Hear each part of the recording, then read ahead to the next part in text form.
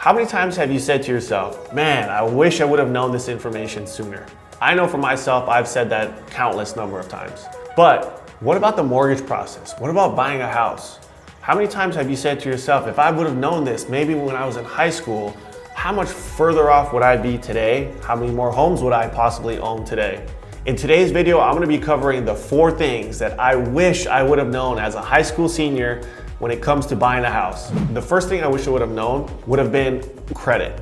How does credit work? Why is it so important? And how do you build it faster and maintain a higher score?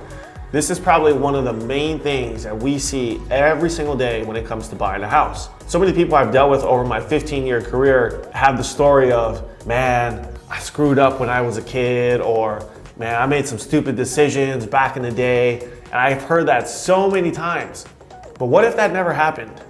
What if you actually learned about credit in high school or going into your college years, knowing the importance of your credit score, how to build it up faster, how to maintain a high score, how does credit work, the utilization and everything else that goes along with building up great credit. This is something that I've learned over the last several years of how to maintain a high credit score. Now, I've had a few times in my past where I made some stupid decisions with my credit, but I was able to build it back over time, and now I've been able to keep my score well over a 720 over the last several years, have multiple credit cards, and I know some of you might say credit's bad, but I disagree, and I'll explain to you why as we get through this video. Now, as a lender myself, I look at credit reports every single day, and I've seen clients that have 800 credit scores, I've seen clients that have 400 credit scores. But the one thing is this: the longer that you can keep your accounts open for and maintain them at a low utilization, it helps build your credit score over time. Like anything else that's good and worthwhile, it takes time. So instead of opening up credit cards and closing them like I've done myself, which has only hurt my credit score in the past, I wish I would have kept some of those credit cards open. Even if the credit limits were very small, like $1,000, a couple $1,000, I wish I would have kept those cards, because I'm sure over the last 10 or 15 years, with how my credit report has been building with multiple properties on there, multiple credit cards, and my utilization going up on some of the other cards, I would have gotten higher balances. And to me, that would have only helped in the future in the event I needed to access credit, or just to be able to have that for myself. And like I mentioned, some people are of the opinion that credit's bad, you don't need it, if you can't afford it, don't buy it, and blah, blah, blah. And yes, there is some agreement to that, and trust me, I'm not gonna go rack up a ton of debt on a credit card just because I can. You wanna be able to use credit wisely. And as I've been investing in other businesses and purchasing other rental properties, I've noticed that there's a whole nother side to credit with business credit. And I'm actually going through a program right now to help build my business credit profile, because there are programs out there that can help get you hundreds of thousands of dollars of credit at literally 0% interest. So now, if you're smart about it, I could utilize some of these 0% programs or 0% lines of credit that are maybe worth a couple $100,000 and go buy a house in cash. Or I could go invest into another business or crypto or whatever it is and try to leverage someone else's money at 0%. That's the key. Once you figure out the game of credit and how it works, you can use it to your advantage to further your life, create wealth, start building passive income, and all these other opportunities that present itself. But you have to have the credit in order to do it. Now, on the flip side is, if you don't have credit, you better have cash. And I think that's the one thing that does hold a lot of people back when it comes to buying a house, is that they may not have a ton of cash. So if you don't have a ton of cash, you better have credit. It's one or the other. And I think if you have great credit, there's always ways that you can leverage that and utilize that to get you access to other investment opportunities and other deals. So number one, make sure you learn about credit and protect it at all costs, because it can haunt you if you do make some bad decisions. Like I said, I've made myself, and I know countless other clients that have, but remember, you can always recover from it. So even though you might have a setback or something that may have dropped your score, don't let that get to you, because it's not the end of the world. You can always fix your credit and you can always rebound. And I've seen countless clients that went through the foreclosure crisis, went through that financial crisis back in 2008, bankruptcies, foreclosures, you name it. They've rebuilt their credit over time. And I've seen personally people lose everything, have 500 credit scores, come back to me in a couple of years and actually bought homes with 700 credit scores. So it's not anything that you can't fix, but you gotta know how to do it. And by the way, if we haven't met yet, my name is Seanu Uyehara. I'm the sales manager with Loan Depot, helping you finance your homes all across America. You can hit the description below for links to more information on how to get your mortgage right. Now let's hop back into our list. And number 2, I would go back and I would tell myself, you need to learn something about the tax code and how it works. Now I know there's a lot of talk online about, wealthy people should pay more tax and all that, and a lot of people are very opinionated about that. I had a conversation with my CPA the other day as I switched firms and I'm using somebody else to help me with my tax situation going forward. And as a lender, I see taxes again every single day, just like I do credit reports. And the one thing I told him, I said, look, I don't want you getting too aggressive on my taxes because I plan on buying more homes next year. And obviously I want to show the income to qualify and not have any issues when it comes to my financing. And the question that he asked me was, Sean, how is it being aggressive if the IRS publishes the tax code and they literally are giving you the playbook to how to play the game?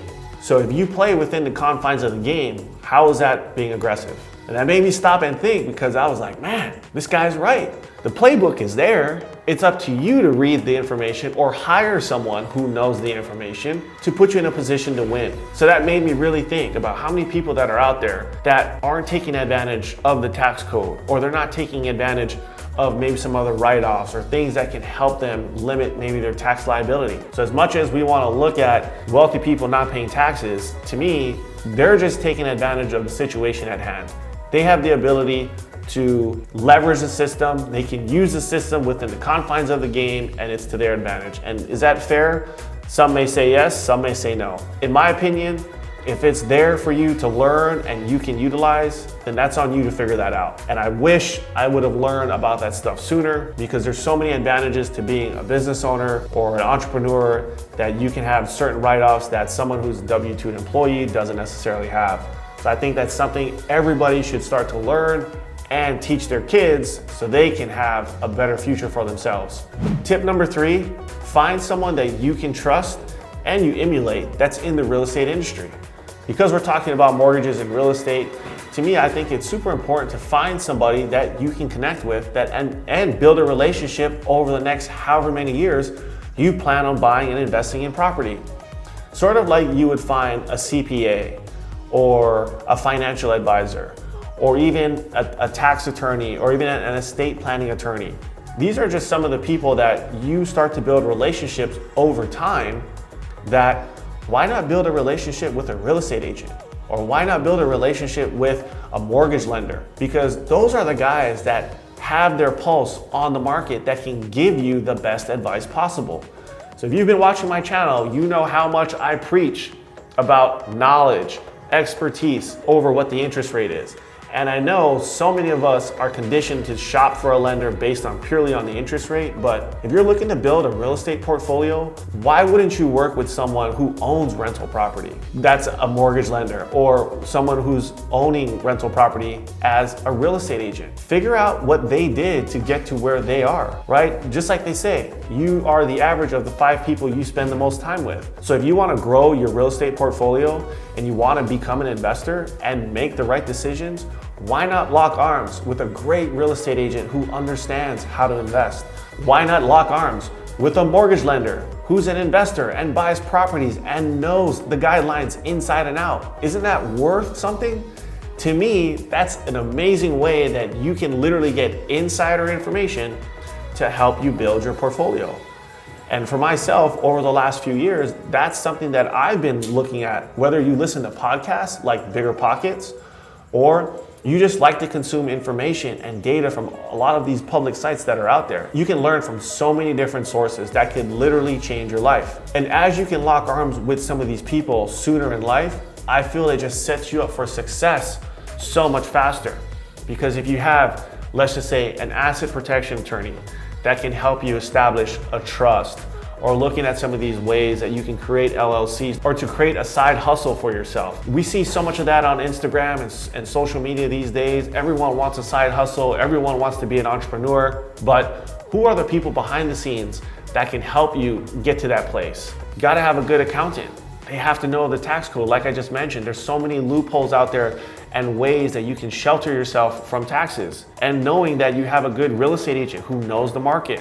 And I always think about back in 2006 when I got out of college. As much as I would say buy a house as soon as you can, if I would have bought a house back in 06 or 07, I probably would have got screwed. Why? Because there were just countless people in the real estate and mortgage industry that didn't know what the hell they were doing. So when I look at that in hindsight, yes, as much as you'd want to buy a house as soon as you possibly can to help your family build wealth, which I'll get into that point soon, you want to lock arms with the right person like I just mentioned. So many people got hurt because the wrong people were in the business and they were giving bad advice. I remember talking to so many real estate agents that would tell their clients, yeah, the market's going to keep going up.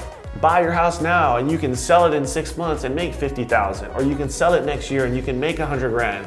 How insane is that? And then look what happened. People got hurt. People trusted people that weren't doing the right thing. That even goes for the lending side. People were being put into bad adjustable rate mortgages, no doc loans.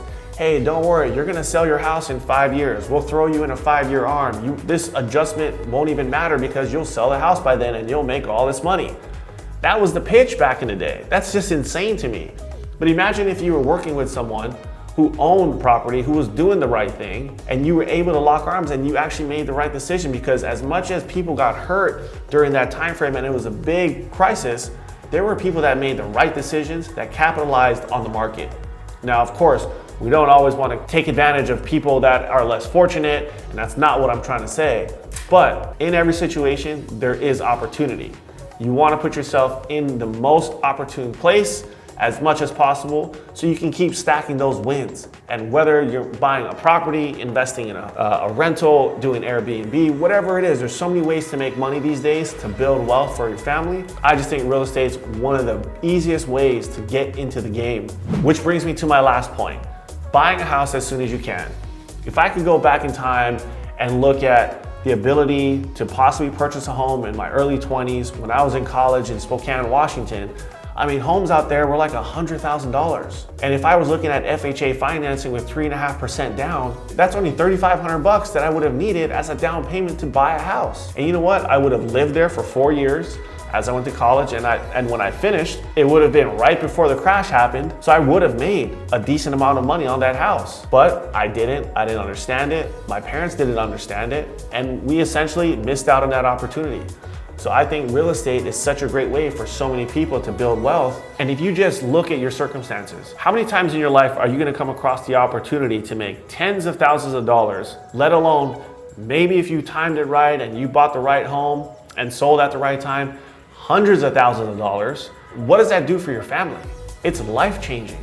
But back to one of my earlier points, locking arms with the right person. You gotta have a good real estate agent that can find you the right home, that's gonna give you the right advice as to when you should buy and why maybe you shouldn't buy.